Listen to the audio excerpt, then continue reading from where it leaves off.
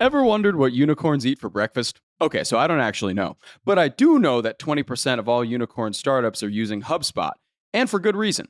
HubSpot's all on one platform levels up your sales, software, and support.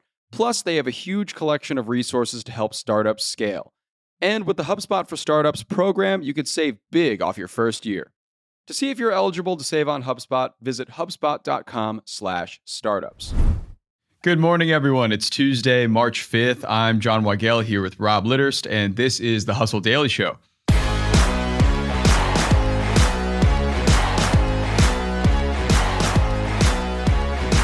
UFC and WWE, two companies based on the art of watching people beat each other up, have had some incredible success since tag teaming as TKO Group Holdings. Since combining in September of 2023, both WWE and UFC have seen their quarterly revenue reach over $280 million each. But why such incredible success, and where is the money coming from? We'll chat about all that in a bit, but first let's give you the hits and headlines today across business and tech.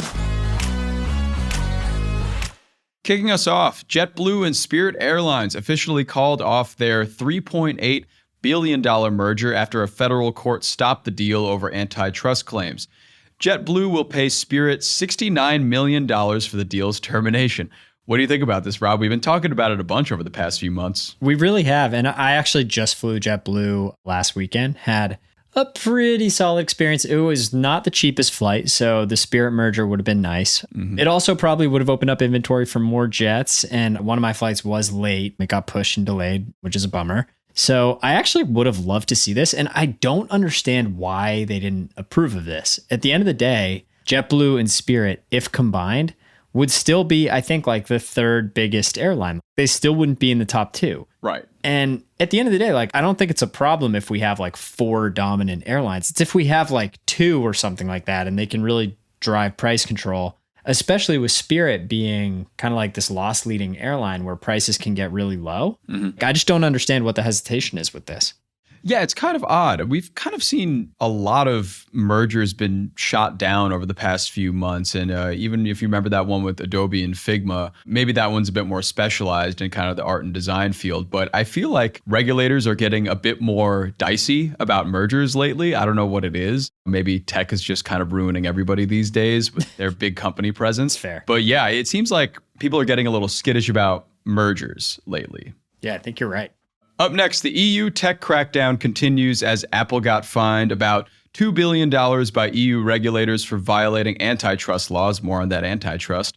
The European Commission said the company's App Store rules restrict developers from giving users alternative ways to subscribe to music streaming platforms. All right, moving on. Drake and LeBron James are among the notable investors pouring $3 billion into the PGA Tour.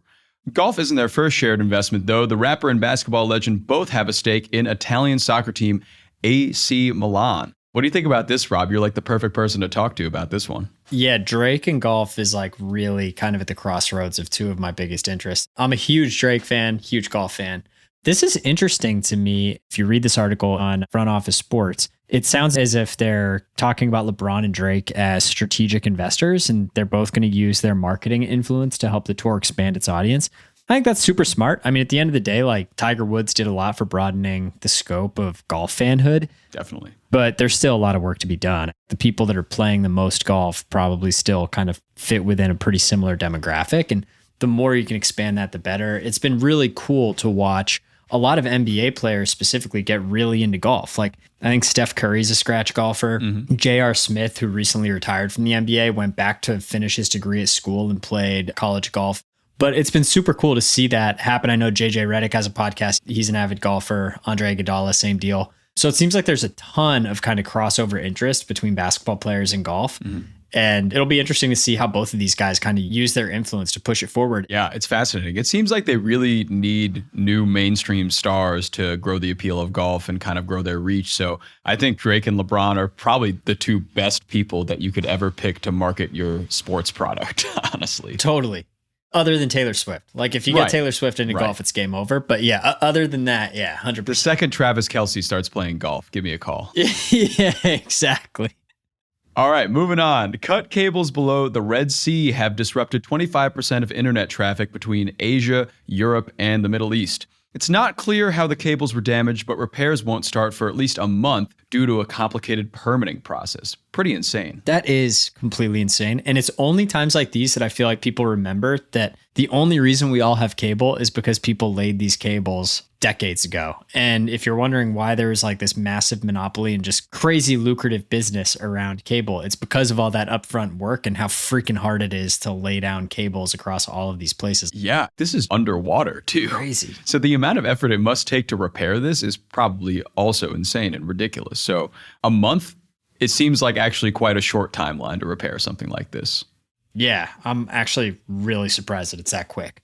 And finally, Whole Foods Market Daily Shop, which is a third or less the size of a regular Whole Foods, will debut in 5 New York City locations this fall with pared down offerings for customers on the go. All right, so let's get to our main story today. Today's main story is all about laying the smackdown and knowing your role. TKO Group Holdings, consisting of WWE and UFC, has had quite the successful first quarter run. Rob, what are the numbers on this? So I think the first number to look at here, John, TKO cleaned up in its first full quarter since its September formation with $614 million in quarterly revenue, $331.2 million from WWE and $282.8 million from the UFC. Wow. It's really, really cool. I mean, I think TKO Group Holdings is absolutely genius. In the world of media now, they talk about how sports is really kind of like the linchpin holding cable together. Oh, yeah. WWE and UFC, not everybody is a fan of it, but those that are have willingness to pay for these channels and they're super, super interested in it. One of my best friends is a big UFC fan and he honestly buys every single fight. Yeah. He buys it and it becomes kind of like an event that he's going to watch basically every weekend. And that I think makes us a very, very smart media business because you have these events and you have this kind of like regular cycle of stuff that you can promote. And all of these events create this massive news stream. And so there's a lot of content that you can create around it. Definitely. I think it's a super smart idea and I'm not surprised by these initial numbers at all.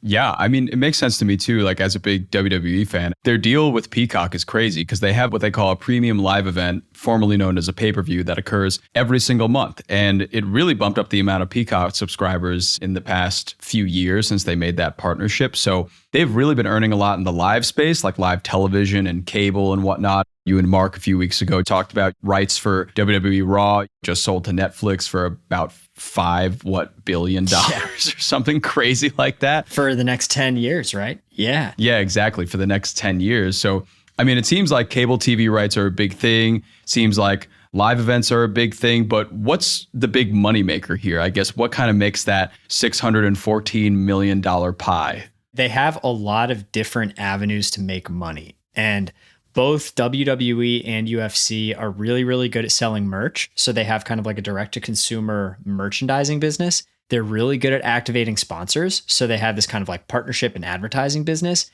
And the aforementioned events business that we talked about, they get a lot of people to buy seats to their events. And if they're not actually buying seats in person, a lot of them are buying access online to those fights, at least for the UFC. So to put some numbers behind that, UFC increased live event revenue by $42.6 million in 2023, so on the upswing there. And WWE's live attendance was up 34% last year. So both of them just crushing it from a live event standpoint. To your point, a huge piece of this is media fees. That ultimately makes up the biggest bulk of all of their revenue. The other pieces that I just mentioned are all kind of ancillary. To put that into context, media fees make up 64% of WWE revenue and 59% of revenue for UFC. And that was before WWE inked its deal with Netflix, which you mentioned it's $5 billion over the next 10 years. So really, really interesting to see what happens there. Wow. And I like what you hit on earlier, Rob, about how specialized WWE and UFC are and how their fans will shell out amazing amounts of money to go see the events live. They'll pay for the broadcast. They'll kind of do whatever. They're not exactly reaching that NFL/NBA level, as you alluded to before, but it seems like they're kind of the next best thing in town. 100%. And I think the thing that's genius about WWE, you mentioned Raw, which is cable's top rated show right now. It's averaging 1.7 million viewers so far this year. Both of these brands, I think, lend themselves really well to ancillary content around the actual events. If you look at WWE or if you look at the UFC, they're filled with personalities. So you look at something like F1 and Drive to Survive and the documentary around that, and making all these characters really interesting. I don't think you have to do anything inventive to make the characters in WWE and UFC interesting. They're all inherently characters. That's a big part of being a fighter. Right. And so it's really, really natural. Both of these brands in UFC, I know, what was it? Ultimate Fighter? Yeah. Oh, The Ultimate Fighter. Yeah. What a classic. That was one of these original kind of docu-series that kind of went along with the actual event content and was incredibly successful. So, I mean, Raw averaging almost 2 million viewers so far this year. The UFC largely employs a pay-per-view model, but over its history, 77 different bouts have had 500,000 people buy them on TV. Wow. So just a huge, huge market here and super rabid fan base. Yeah. And we would be remiss if we didn't say that a new member of the TKO board as of about a month ago is Dwayne "The Rock" Johnson, who is a larger-than-life celebrity mainstream star himself. So he's looking to expand their international footprint to even further heights. And I know he's actually on the card for WWE's WrestleMania this year. So he's kind of jumping into that role full force, it looks like. Yeah, I had no idea that he has almost 400 million Instagram followers. That is outrageous. It's crazy. But yeah, he is exactly what I'm talking about when you talk about a character in WWE. I know Netflix just recently did this documentary on golf, and I think some of those guys, I'm sure, are very interesting, but they're a lot less interesting than fighters, I think, if you're just looking at those two groups separately. So you got somebody like The Rock out there, you're going to have very entertaining content no matter what happens. Oh, certainly. And just to mention that this all isn't without controversy of any kind, because we do know earlier this year, Vince McMahon, the former WWE chairman, left TKO after he got hit with a sexual assault and trafficking lawsuit. So he's currently figuring all that out. So it's not exactly all sunshine and rainbows for TKO, but with Vince McMahon kind of out of there, it seems like they're course correcting a bit. So we'll see what happens there too.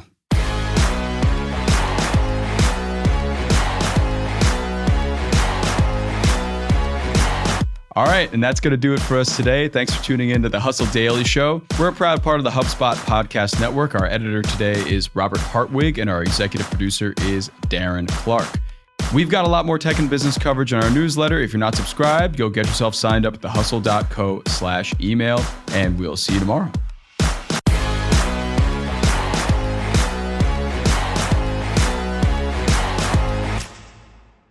Hey, everybody, let me tell you about this great podcast that's available right now. Creator Science, hosted by Jay Klaus, is brought to you by the HubSpot Podcast Network, which is the audio destination for business professionals.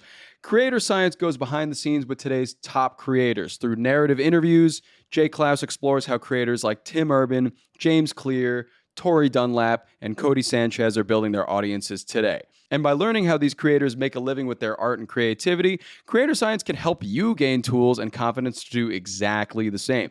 I was actually listening to an episode recently where Jay had on Dr. K, who is a Harvard psychiatrist. And Dr. K helps a lot of creators with performance, burnout, and dealing with a lot of negative feedback online. It's a great hour of conversation with Dr. K, where Dr. K really breaks down what it means to be a creator today and the burnout that a lot of creators do experience and what to do when you get that burnout, because you will.